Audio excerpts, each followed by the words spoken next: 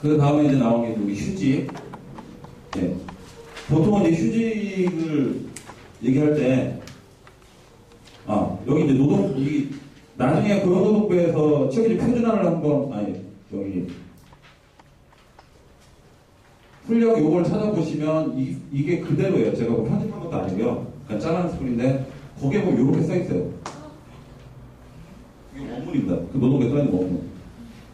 근로자 개인 사회력이나 휴직기간은 퇴직금 산정이랑 개선 근로연수에 포함시키지 않을 수 있음? 하고 점점점 해놨어요.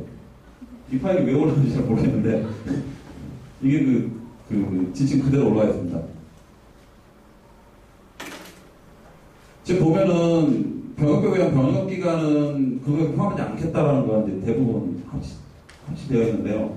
저는 이 부분은 당연히 포함시킬 거라고 생각을 했는데 이번에 이 사례를 이걸 보다 보니 이렇게 돼 있는 거예요.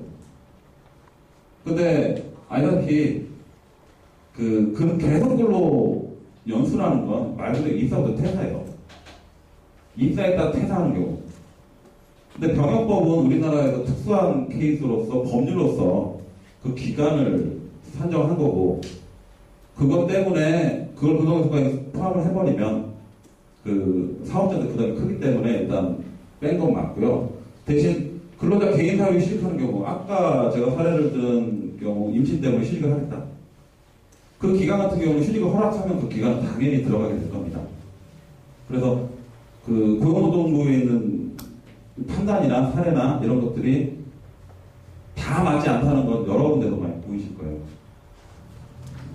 만약에 육아휴직 했다가 복직을 안 하고 퇴사했어요. 예. 그럼 포함시켜야 되는 거예요? 그렇죠. 육아휴직 기간은 당연히 포함이 돼야겠죠. 복직을 안 할 거예요? 복직을 안 하고 어느 순간은 퇴직의 의사표시가 있어서 그 기간 동안이 그 기간이겠죠. 그렇게 계속 걸려있어요. 예.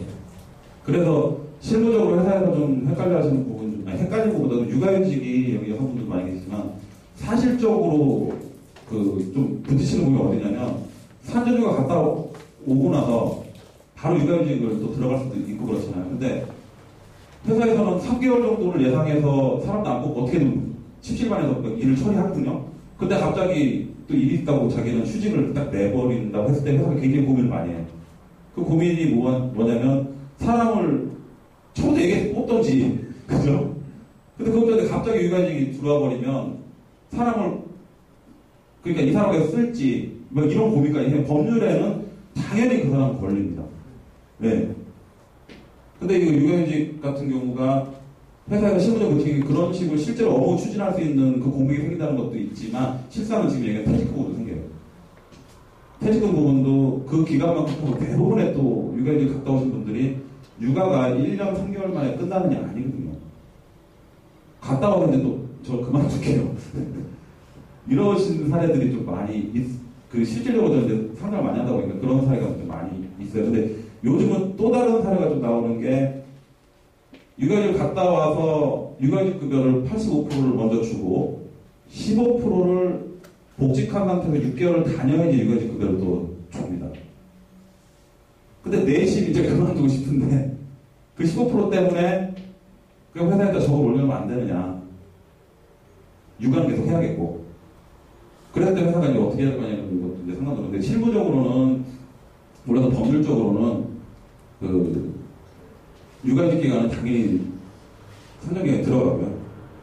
15%를 6개월 후에 준다는 건 어느 육아휴직 급여는 고용노동부에서 근로자한테 직접 주는 돈이거든요. 그러니까 예. 6개월 후에 지급을 한다. 예, 이게 지금 육아휴직 급여 규정이 바뀌어갖고 6개월 후에 그 나머지 육아휴직 급여의 15%를 주게 되거든요. 6개월 재직을 안 하면 안 줘요. 그러다 보면 그거 받으려고 6개월 더 다니는 사람보다는 그거 어떻게 이렇게 해주면 안 되겠나 이런 사례들이 좀 나온 것 같긴 하던데. 저희 사업자에서도 그런 한 예가 있어가지고 지금 산전휴가 3개월 쉬고 바로 1년 육아휴직을 또 발라내서 지급을 했어요 저희가. 했는데 그 지급한 달 후에 다시 둘째를 낳는 그런 반응이 휴가 나오고 또 들어갔어요. 예. 그러다 보면 또 둘째가 있으니까 또 육아휴직을 달라 그러잖아요. 그래서 저희가 노동부에다가 문을 드렸어요. 예. 어쩔 수 없대요. 예. 그래서 회사가 지금 장난하는 것도 아니고 이게 뭐냐라고 했는데 예. 지금 말씀하신 대로 노동부에서 그런 방안을 만들고 있잖아요. 이렇게 해서 이 친구가 또 그만둘 수도 있대요. 저한테 전화 왔어요. 이런 부분이잖아요. 예. 이 현행법에서 그러니까 풍선효과라고 그러죠. 뭘 해주려고 하면 다른 쪽에 부풀어 나오는 현상 때문에 그 모성보호 쪽이 강화되고 막 이러면서 반면으로는 또 다른 효과가 나타나는 게 지금 그런 문제 때문에 차라리 남자 뽑고 이런 얘기들이 실상 나오는 분들이 네.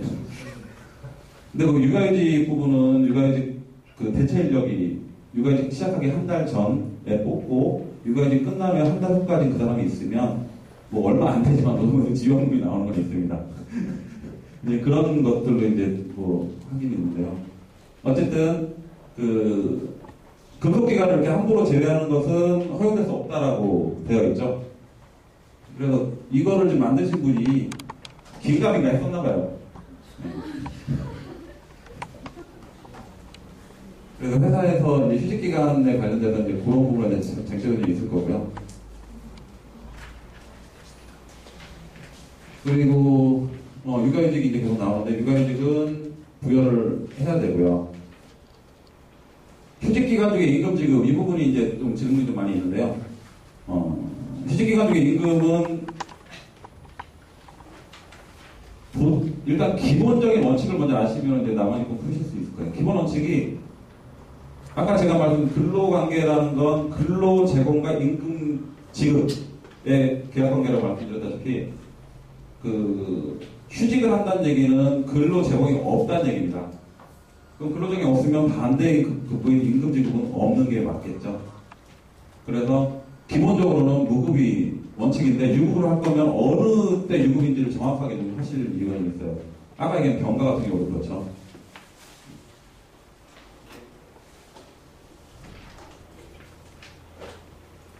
그리고 당직 근무까지만 잠깐 보시겠습니다. 당직 근무는 본연의 근무가 아닌 상태에서 예를 들어 해외에서 뭐 지사가 있다든지 그래서 그 연락을 해야 되는 일들 같은 거 있잖아요.